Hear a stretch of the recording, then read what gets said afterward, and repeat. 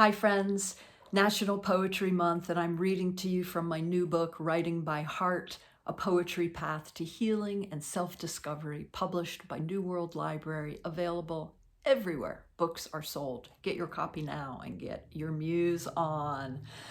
I'm going to read to you today the poem Too Much by Jeannie Mackenzie, one of our favorite poets who comes to all of my workshops. Too much.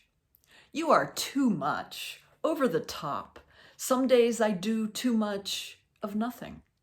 Just sit and listen to water pouring over rocks, feel the sun beat down on my body.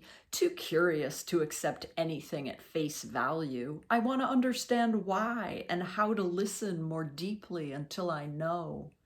How the heart of the universe is an ever-evolving creation through you and me and all of life. Maybe that's going too far or not far enough. I will defend my too outspoken, too rebellious, too weird perspective by exploring further the depths of what is just too silly.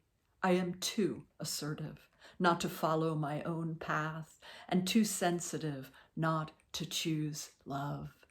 Too Much by Jeannie Mackenzie in my new book, Writing by Heart. Have an amazing day.